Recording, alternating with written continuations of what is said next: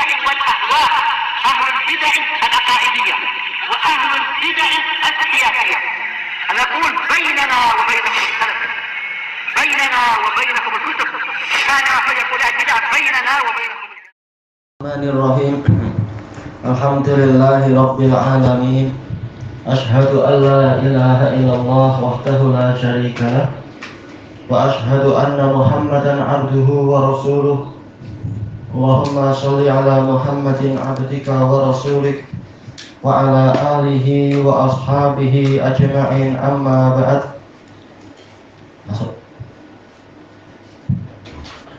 Kita masih di muka surat 92. Qala al-Imam Ibnul Qayyim rahimahullahu ta'ala, wa fil musnadi nahwuhu min hadisil Bara ibni Azib.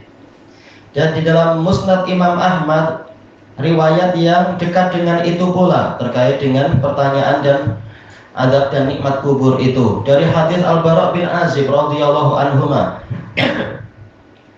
Wa rawal min hal ibnu Amr an Zadan anil Bara qala Rasulullah sallallahu alaihi wasallam wa dzakara qabda ruhil mu'min.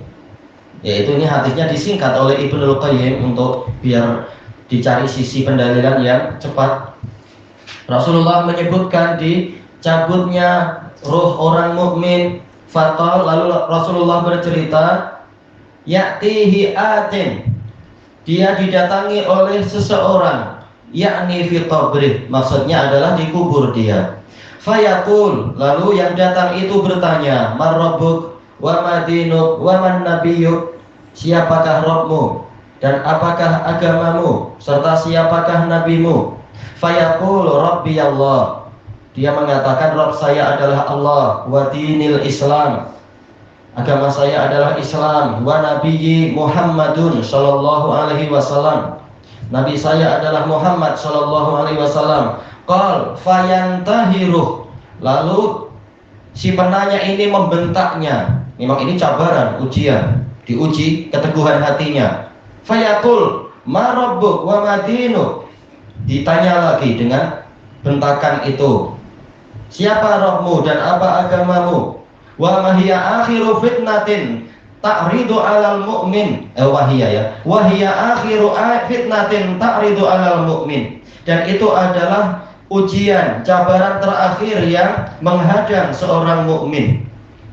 Fadzalika haitsu yaqulullah, maka yang demikian itulah di mana Allah berfirman, yaitu pelaksanaan firman Allah taala, yusabbitullahu alladzina amanu bil qawli tsabiti fil hayatid dunya wa fil akhirah. Allah akan meneguhkan orang-orang yang beriman dengan perkataan yang teguh di dalam kehidupan dunia dan di akhirat. Cengeng. Kenapa? Cengeng, bengis. Iya, itu bengis. Betul. Maskap. Jelas yang malaikatnya lebih mengerikan lagi. Fayaqul Rabbi Allah wa dinil Islam wa nabiyyi Muhammad. Dia menjawab seperti itu lagi. Fayuqalu lahu shadaqta, maka malaikat itu menjawab engkau benar, engkau jujur. Wa hadza haditsun sahih, kata Ibnul Qayyim, ini hadis yang sahih. Kita sebutkan dalam catatan kaki, asal hadisnya sahih dari sanad yang lain. Adapun sanad ini dia lemah sekali. Diriwayatkan oleh Abdul Razak dan dari sanad beliau adalah Imam Ahmad.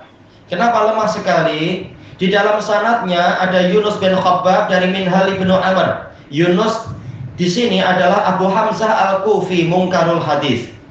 Baik, tapi cukup dengan sanad yang sebelumnya ma'ruf. Hadis Bara bin Azib sanadnya sahih, diriwayatkan oleh Imam Ahmad, juga Ibnu Abi Syaibah dan Abu Dawud. Dan banyak sekali sanadnya sahih. Ada dalam Sahihul Musnad punya Syekh Muqbil juga. Di Indonesia hadis yang populer. Oh jelas, memang itu untuk melunakkan hati. Jawaban bocor. Sudah dibocorkan sejak dulu, tapi ternyata prakteknya entah orang mampu tak. Tapi hadis ini terkenal di Indonesia, yang hadis sebelum ini tak begitu. Ada banyak riwayat seperti yang Anda kumpulkan dalam nikmat dan azab kubur itu. Riwayat banyak. Ada yang sahih, ada yang dhaif. Memang ini adalah mutawatir, tentang masalah nikmat dan azab kubur mutawatir.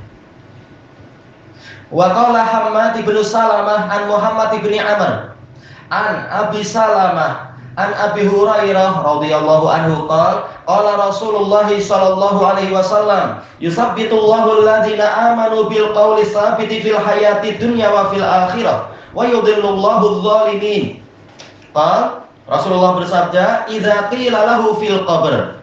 Ayat ini berlakunya adalah apabila ditanyakan kepada dia di alam kuburnya, "Man rabbuk wa ma dinuk?" Fayaqul, "Rabbi Allah wa dinil Islam wa nabiyyi Muhammad. Ja'ana bil bayyinat min indillah fa amantu bih wa saddaqtu." Wah, ini mantap, dia mampu bicara banyak. Muhammad, Nabi saya adalah Muhammad. Beliau datang kepada kami membawa keterangan-keterangan dari sisi Allah. Lalu saya beriman kepada beliau dan membenarkannya. Fayuqalu lahu sadaqta ala hadza ishta wa alaihi mutta wa alaihi tub'ats. Engkau telah benar, di atas inilah engkau hidup dan di atas inilah engkau mati dan di atas ini pula engkau akan dibangkitkan. Di atas kebenaran, imannya kukuh dia. Ini hadisnya sahih, diriwayatkan oleh At-Tabari dalam Tahdzibul Atsar. Dan dari jalur beliau adalah Imam Ahmad. Di dalam sanadnya ada Muhammad ibnu Khalaf al-Asqalani, dia Abu Nasr dan dia siqah. Dan rawi-rawi yang lain itu siqat ma'rufun, sudah terkenal, tak perlu dibahas. Dan juga hadis ini diriwayatkan oleh Ibnu Abi Syaibah, Abdur Razzaq, Al-Hakim, atau Tabrani dalam Al-Awsat, semuanya dari jalur Muhammad ibnu Amr, dari Abi Salamah, dari Abi Hurairah, dan ini adalah hadis yang sahih. Walaupun Muhammad bin Amr bin Alqamah ini diperselisihkan, yaitu dia untuk siqah dia level paling rendah, tapi untuk soduq dia level tertinggi. Makanya ulama khilaf, apakah dia itu berarti siqah atau soduq. Tak masalah. Seringkali kalau lewat sanad ini Imam Tirmidzi mengatakan hasan sahih. Iya, karena dia memang agak diperselisihkan. Hafalannya hebat, tetapi ada kekurangan. Nah, cuma kekurangannya ini menyebabkan dia soduq ataukah siqah tapi kasirul khata'. Insya Allah masih tidak masalah. Hadisnya tetap boleh disahihkan. Yang menghasankan pun tak mengapa. Qala al-A'mash an Minhal bin Amr an Zadan anil Bara' bin Azib qala Rasulullah sallallahu alaihi wasallam wa dzakara qabda ruhil mu'min. Rasulullah menyebutkan dicabutnya nyawa seorang mukmin. Faqal fatarji'u ruhuhu fi jasadih, lalu ruhnya kembali ke jasadnya. Wa yub'atsu ilaihi malakani syadidal intihar, dikirimkan kepadanya dua malaikat yang keras bentakannya. Nggak tahu seperti apa itu. Yang Rasulullah mengatakan bagaikan fitnah Dajjal. Ini sebenarnya salah ya. Yang ma'ruf intahara, yaitu membentak. Ya, ini paling salah cetak. Karena baca dari apa yang selama ini ma'ruf. Iya, ini salah cetak paling. Intihar, yang betul intihar. Intihar itu barang. Iya. Intaharohu, yaitu membentak, yaitu apa, menengking-nengking, suara keras. Iya, itu gimana itu? Fayujlisani, lalu kedua malaikat itu mendudukkan dia. Wayantahirani, nah diulang dengan lafaz yang tepat. Iya, membentaknya, menengkingnya. Wayakulan, mereka berdua bertanya, "Man rabbuk?" Siapa Rabbmu? Fayaqul, "Allah." Fayaqulani lahu wa madinuk, apa agamamu? Fayaqulu al-Islam. Yang pilih agama lain salah sendiri nanti. Ini dua orang soal siasat. Iya, betul. Fayaqulani lah ma hadzal rajulu awin nabiyyul ladzi bu'itsa fikum. Siapa orang ini atau siapa nabi ini yang diutuskan di tengah-tengah kalian? Fayaqulu Muhammad Rasulullah. Yang pilih nabi yang lain salah sendiri, sementara dia ada di umat Muhammad, tapi durhaka milih nabi yang lain, misalkan murtad. Fayaqulanilah wa ma yudrik, bagaimana engkau tahu, yaitu apa yang memberimu dirayah, yang memberimu ilmu. Dijelaskan oleh Al-Hafidz Ibnu Hajar. Ibnu Hajar menukilkan sebenarnya dari At-Tibi apa perbedaan ilmu dan dirayah. Dirayah itu adalah ilmu yang dihasilkan dengan usaha yang keras. Makanya sampai tingkat dirayah, dia betul-betul berusaha belajar. Jadi bukan sekedar bermalas-malasan tahu-tahu dapat ilmu laduni. Nah, ini khayalan orang yang pengen jadi seperti Nabi Khidir. Malaikat bertanya, "Wa ma yudrik?" Bagaimana engkau tahu? Qala fayaqul qara'tu kitaballah. Saya membaca kitabullah. Yang membaca kitab filsafat tak akan tahu Allah itu siapa. Fa'amantu bihi wa saddaq. Lalu saya beriman kepadanya dan saya membenarkannya. Fadzalika qaulullahi tabaraka wa ta'ala. Dan yang demikian itu adalah pelaksanaan dari firman Allah Ta'ala, yusabbitullahu alladhina amanu bil qawli tsabiti fil hayati dunya wa fil akhirah. Rawahu Ibnu Hibban fi sahihih wal Imamu Ahmad. Di dalam catatan kaki sanadnya sahih, diriwayatkan oleh Imam Ahmad, Abu Dawud, At-Tabari dalam Tahdhibul Athar dan juga Al-Hakim. Adapun Ibnu Hibban, beliau mengatakan apa?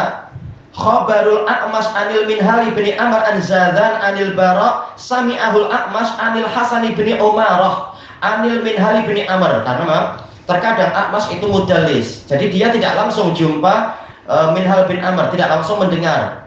Nah, dijelaskan oleh Ibnu Hibban ada perantaranya yaitu Al Hasan bin Umarah. Anil Minhal bin Amr wa Zadan lam yasma'hu minal Bara falidzalika lam ukhrijhu. Zadan tidak mendengar hadis tadi dari Al-Bara, maka dari itu saya tidak meriwayatkannya. Baik. Ini selesai dari Ibnu Hibban. Jadi dohir sebagian sanadnya sahih, tapi karena Imam Ibnu Qayyim menyebut Ibnu Hibban, maka kita perlu memperinci sebenarnya Ibnu Hibban sendiri pendapatnya bagaimana. Ini Al-Bara ini ada sudah. Iya betul. Sebentar, Al-Bara kata Al-Bara Ibnu Azib, Al-Bara. Iya, tak ada tasydid, dia tahqiq. Wa qala Ibnu Hazm rahimahullah, wa qala Allah Ta'ala, wa kuntum amwatan fa ahyakum summa yumitukum summa yuhyikum fa sahha annahuma hayatan. Telah sahih, ini masih terkait dengan apa nanti riwayat yang dari sanad itu. Maka telah sahih bahwasanya yang ada adalah dua kehidupan, wa mautani faqat, dan dua kematian belaka. Wala turaddur ruhu illa liman kana dzalika ayah. Roh tidak akan dikembalikan kecuali untuk orang yang menjadi ayat. Ya terkadang ini mungkin 1 juta hanya 1 orang. Tahu-tahu orangnya hidup lagi misalkan. Ini jarang sekali ada. Itu sekedar tanda kekuasaan, khariqul adah. Kaman ahyahu Isa alaihi salam, seperti orang yang dihidupkan oleh Nabi Isa alaihi salam, dan sebelumnya juga yaitu di zaman Nabi Musa itu. Wa kullu man jaa fihi bidzalika nas, dan setiap orang yang memang datang nas tentang itu. Secara umum kehidupan dan kematian hanya 2 kali sebagaimana dalam Al-Qur'an. Rabbana amatna nataini wa ahyaitana natain. Wahai Rabb kami, engkau mematikan kami 2 kali dan engkau menghidupkan kami 2 kali. Nah, terkadang ada yang dihidupkan pernah mengalami kehidupan sampai 3 kali, tapi ini sangat jarang sebagai tanda kekuasaan Allah belaka. Ila qaulih, sampai pada ucapan beliau, walam yarwi ahadun fi azabil qabri raddar ruhi ilal jasad illa minhala bin Amr. Kalau diilghakan illal minhalu bin Amr. Tidak ada seorang pun yang meriwayatkan di dalam azab kubur itu ruh dikembalikan ke jasad kecuali Minhal bin Amr walaysa bil qawi. Nah, ini sisi pembahasannya, dia tidak kuat sebagaimana dalam Al-Muhalla. Hakadza dha'afa Ibnu Hibban wa Ibnu Hazm hadis al-Minhal bin Amr. Demikianlah Ibnu Hibban dan Ibnu Hazm melemahkan hadis dari Minhal bin Amr. Faradda alaihi al-Imam Ibnu Qayyim rahimahullah. Tapi kemudian Imam Ibnu Qayyim membantahnya. Membantah mereka berdua. Qailan, beliau mengatakan, walam a'lam ahadan ta'ana fi hadzal hadis illa Abu Hatim al-Busti wa Ibnu Hazm. Saya tidak mengetahui seorang pun yang mencela hadis ini, yaitu mengkritik hadis ini, kecuali Abu Hatim al-Busti, yaitu Ibnu Hibban dan Ibnu Hazm. Wa majmu'u ma dzakarahu salas. Kumpulan dari apa yang disebutkan mereka berdua ada 3, yaitu kesimpulannya. Yang pertama, ihdaha dha'ful minhal, lemahnya Minhal. Wasaniyah anal A'mas lam yasma'hu minal minhal. Al-A'mas tidak mendengarnya dari minhal. Wasalisah anna Zadan lam yasma'hu minal Bara'. Yang ketiga, Zadan tidak mendengarnya dari Al-Bara'. Wa hadhihi ilalun wahiyatun jidda. Alasan-alasan ini lemah sekali, kata Ibnul Qayyim. Fa ammal minhal bin Amr, adapun minhal bin Amr, farawalahul Bukhari fi sahihih. Al-Bukhari meriwayatkan untuk beliau di dalam sahihnya. Baik. Minhal bin Amr termasuk yang ditinggalkan oleh Syu'bah, tetapi alasannya tidak kuat. Sekedar apa? Mendengar, kalau tak salah itu ceritanya itu, mendengar ada suara tambur di rumahnya. Padahal belum tentu Minhal waktu itu ada di rumah, mungkin biasa anak-anak main sendiri ke apa, atau dari tetangga. Makanya sekedar seperti itu tidak menyebabkan orangnya lemah. Wa qala Yahya bin Ma'in wa Nasa'i al-Minhal siqah. Wa qala Daruqutni saduq. Wa dzakarahu Ibnu Hibban fi siqat. Baik. Nah, ini terkadang Ibnu Hibban memang kontradiksi. Walladzi tamadahu Abu Muhammad ibnu Hazm fi tad'ifih, yang menjadi sandaran Abu Muhammad ibnu Hazm untuk melemahkan Minhal adalah anna ibnu Abi Hatim haka an Syu'bah annahu tarakah. Ibnu Abi Hatim menukilkan dari Syu'bah bahwasanya beliau meninggalkan Minhal bin Amr. Wa hakahu Ahmad an Syu'bah. Imam Ahmad juga menukilkan itu dari Syu'bah. Wa hadza law lam nadhkur sababa tarkihi lam yakun mujiban li tad'ifih. Ini seandainya kita tidak menyebutkan sebab ditinggalkannya Minhal, itu tidak mewajibkan untuk dia dilemahkan. Kita tahu sekedar seperti itu tidak menunjukkan orangnya lemah. Perlu dijelaskan sebabnya apa dulu, lalu diperiksa betul tidak sebab macam itu. Li'anna mujarrada tarki Syu'bah lahu la yadullu ala dha'fih. Karena semata-mata Syu'bah meninggalkan dia, ini tidak menunjukkan dia itu lemah. Fa kaifa wa qad qala Ibnu Abi Hatim, maka bagaimana sementara Ibnu Abi Hatim sudah mengatakan inna ma tarakahu Syu'bah li'annahu sami'a fi darihi sawta qira'atin bitatrib alal khilaf. Yaitu Syu'bah hanyalah meninggalkan Minhal bin Amr karena dia mendengar di rumah Minhal ada suara bacaan dengan tatrib, itu suara yang mendayu-dayu, suara yang apa istilahnya itu seperti nyanyian. Wa ruwiya an Syu'bah qal, diriwayatkan dari Syu'bah beliau mengatakan ataitu manzilal Minhal, saya mendatangi rumahnya Minhal, fa sami'tu sauta tambur, ini yang lebih ma'ruf. Lalu saya mendengar suara tambur, suara gendang atau genderang. Faraja'tu, lalu saya pulang. Kata Ibnul Qayyim, fahada sababu jarhih, inilah yang menyebabkan Minhal dicela. Wa ma'lumun anna syai'an min hadza la yaqdahu fi riwayatih, dan telah diketahui bahwasanya sedikit saja dari yang seperti ini tidak sampai membuat cacat riwayat beliau. Li'anna ghayatah, karena paling tingginya ayyakuna aliman bihi mukhtaran lah, dia tahu perbuatan tadi ada di rumahnya dan dia memilih itu. Fala wala allahu muta'awwilun fi, boleh jadi dia melakukan penakwilan di situ. Masalah gendang belum sampai organ atau gitar, sekedar genderang saja. Baik. Fa kaifa wa qad yumkinu an la yakuna dzalika bi hudurih, maka bagaimana sementara masih mungkin peristiwa itu terjadi bukan ketika beliau hadir di situ, karena Minhal ini muhadis, boleh jadi sering apa? Pergi ke berbagai negeri untuk mencari hadis. Wala idnih, tidak dengan izin beliau. Biasa anak-anak kadang pukul-pukul apa, kemudian jadi alat musik untuk anak-anak. Nah, atau mungkin iya sebagian kerabat atau dari tetangga yang rumahnya memang berhimpitan seperti biasa rumah-rumah di Arab itu di masa lampau. Sudah jadi fitnah ya. Iya memang. Tapi alhamdulillah jumhur ulama tidak meninggalkan dia. Makanya tadi Imam siapa tadi? Ibnul Qayyim mengatakan saya tidak tahu ada seorang pun yang mencela hadis ini kecuali Ibnu Hibban dan Ibnu Hazm.